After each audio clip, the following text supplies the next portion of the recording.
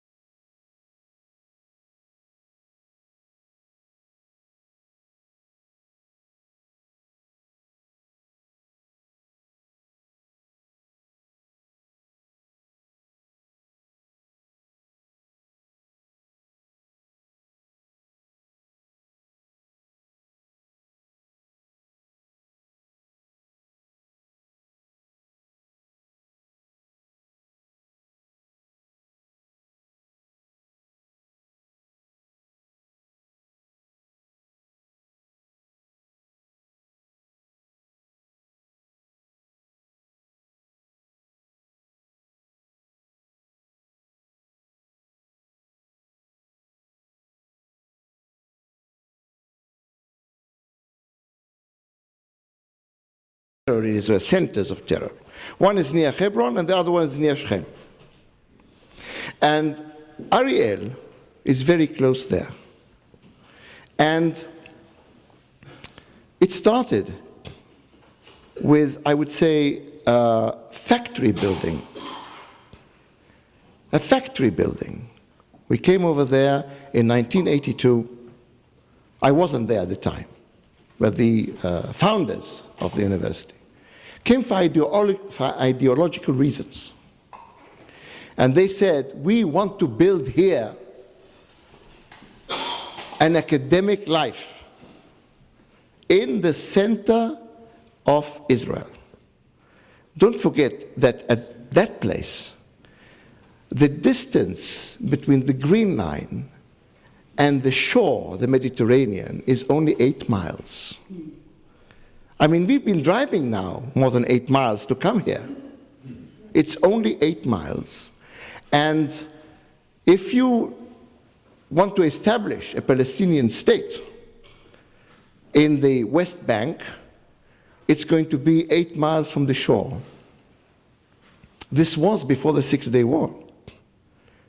But before the Six-Day War, we did not have so many enemies having such modern weapons as they have today. So if you feel, if any one of us feels, that it is imperative that that area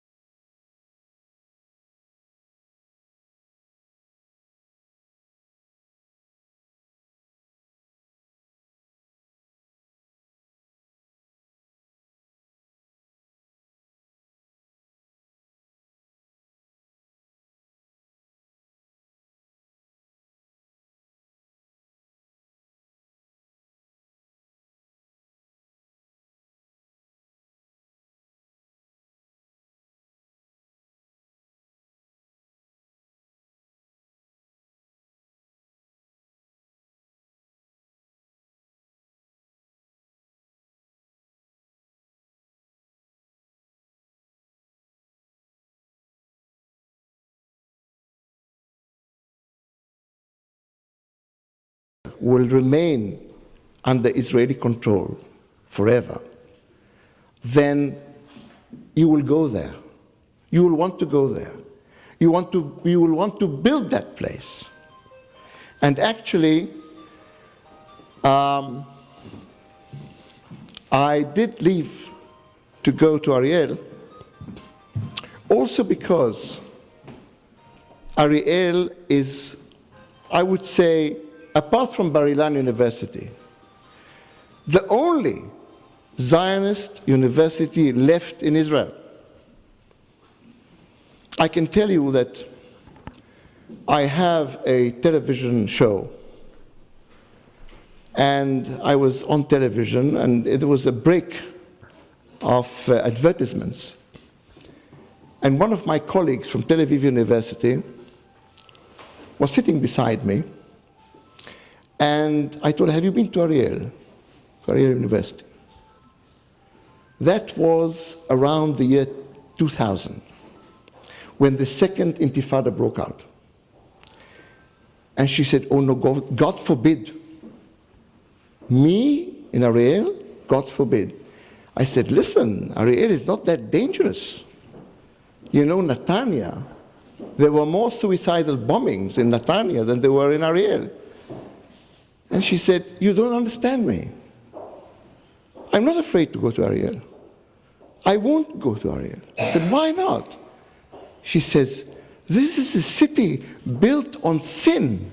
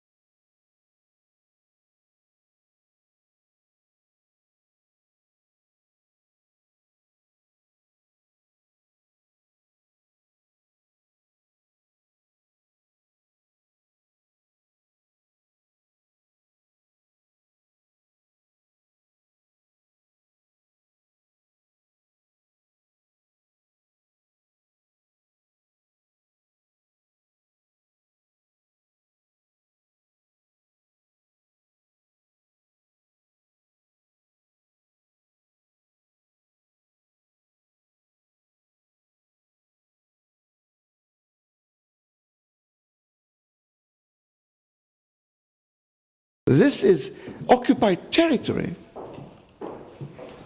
And I said, whom did we occupy it from?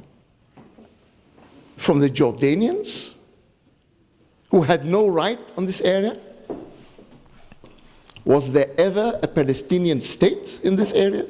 How can you occupy something that did not belong to anybody? And she said, no, it belongs to the Arabs. And I said, why don't you look at the Bible and see how many times Shechem, that's Nablus, is written there in the Bible. Is it written in the Quran? Is it anywhere in any Muslim scriptures? So how can you say that it's an occupation? The trouble with us, Jews, is that some of us think that we are there by accident. They don't know the story of Herzl. We could have built the country in Uganda. But we did not build it in Uganda. We came back home. Now, we never say it. You know that when there is any challenge or any skirmishes between Jews and Arabs, whether it's in conferences or whether it's in talks, the Arabs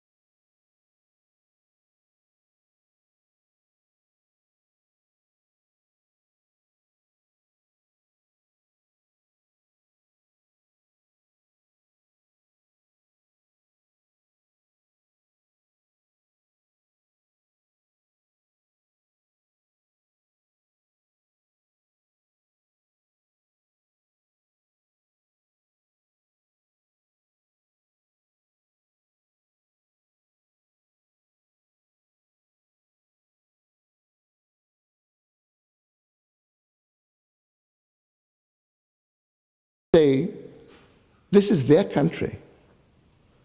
They were thrown out of their country.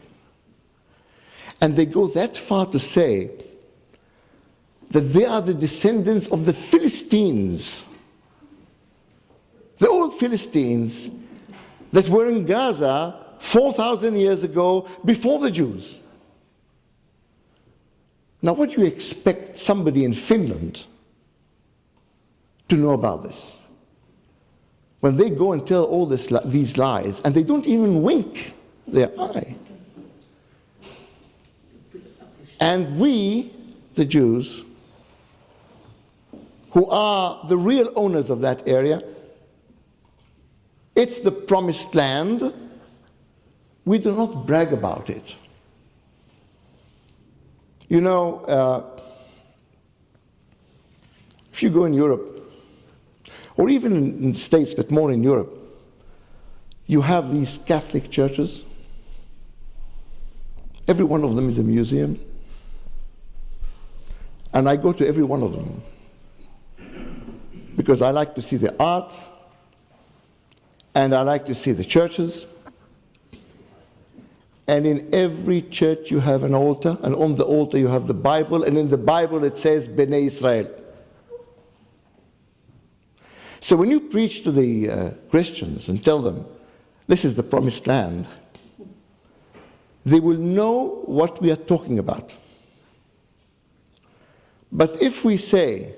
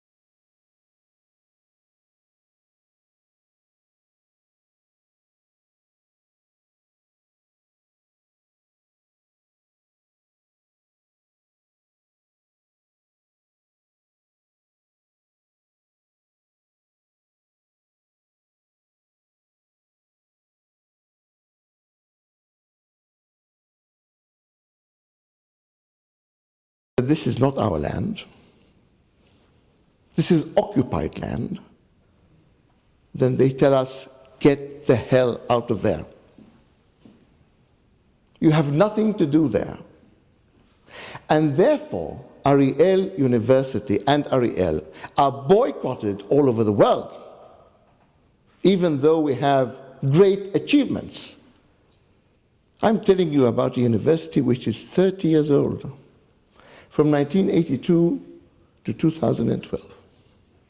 Can you imagine any other university in the world that has reached such achievements within 30 years? None. So I came there. I'm a lawyer in my profession, and I taught law.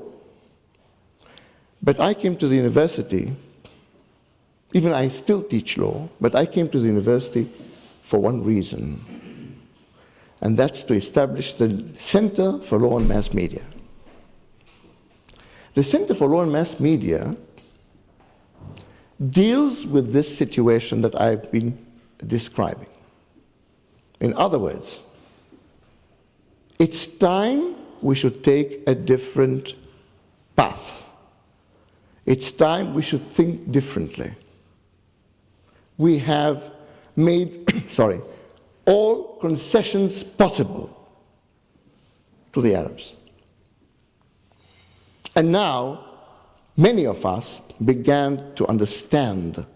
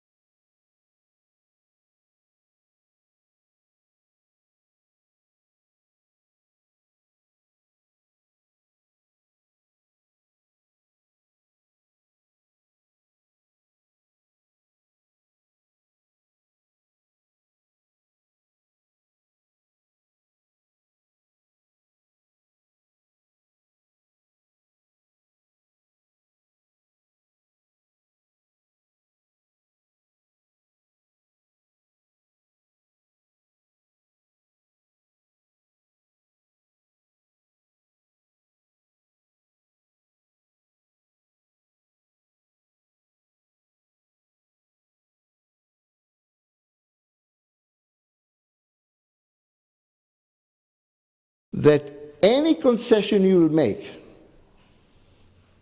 except for the destruction of Israel, will not be enough. It's a war of religion. Because we had a prime minister, Ehud Barak, who put them on the stand. He said, look, take everything.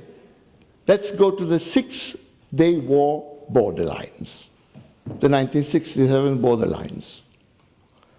You will get Jerusalem, you will get the holy places of the Jews, you will get everything. And you will build your state. Will you stop violence? Is this going to be the end of violence between us? And Arafat said, God forbid. This is only one step. And then suddenly people started understanding that whatever we wave and whatever we give more, whatever we want to appease more the Arabs, they will be more demanding. And this will never end. What we did really is a peace agreement with the PLO. They said, we represent all the Palestinians.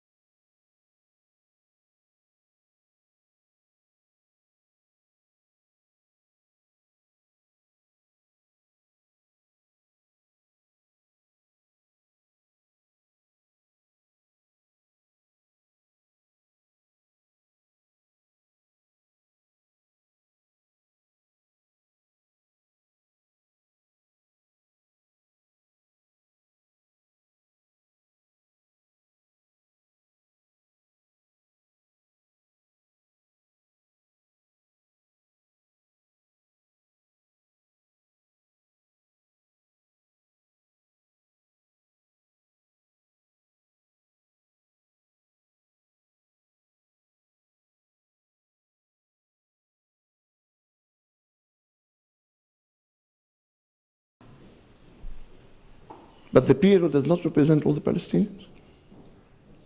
Because after we made all the concessions, suddenly came up the Hamas and said, we do not accept it.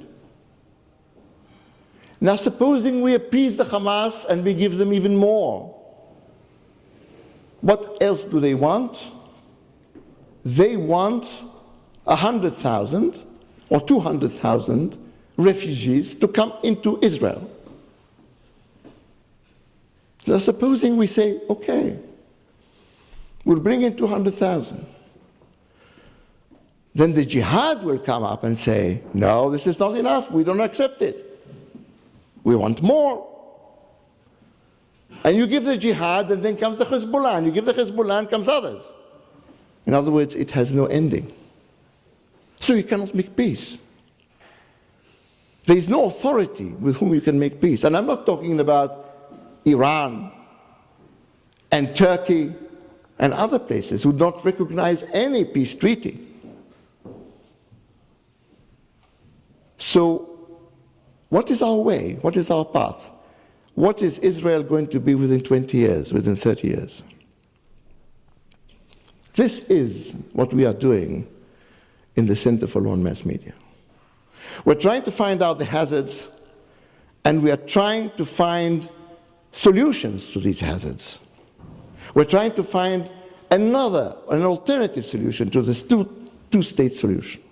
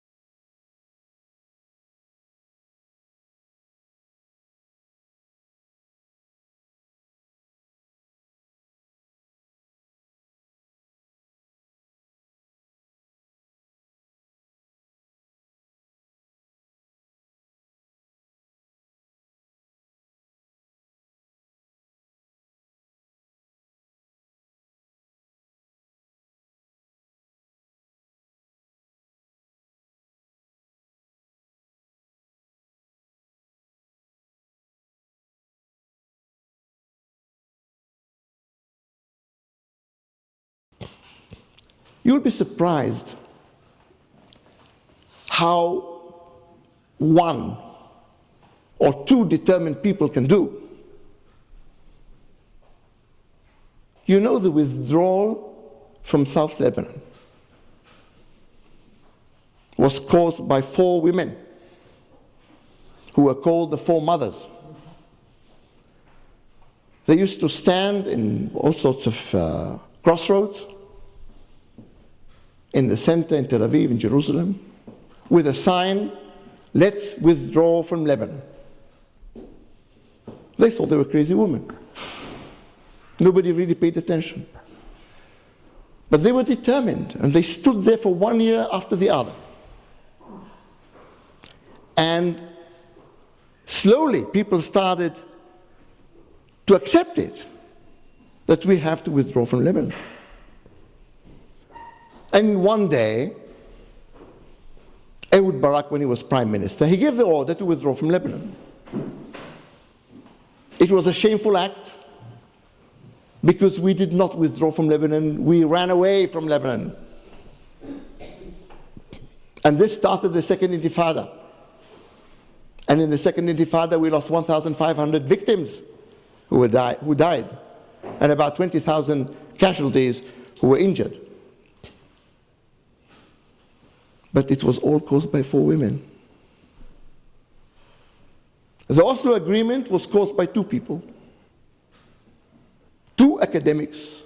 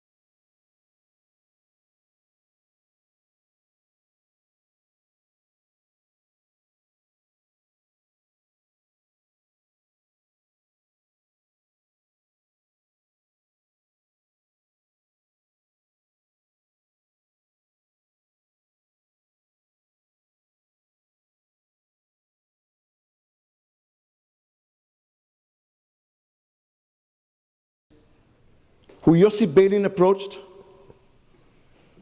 One of them is Dr. Pundak, whom I know. And they said, we'll find a solution to the Arab, or rather Palestinian-Israeli conflict. And they came up with the two-state solution. Now the whole world speaks about the two-state solution as if there is no other solution. And Hillary Clinton says there is no other solution, it's only the two-state solution.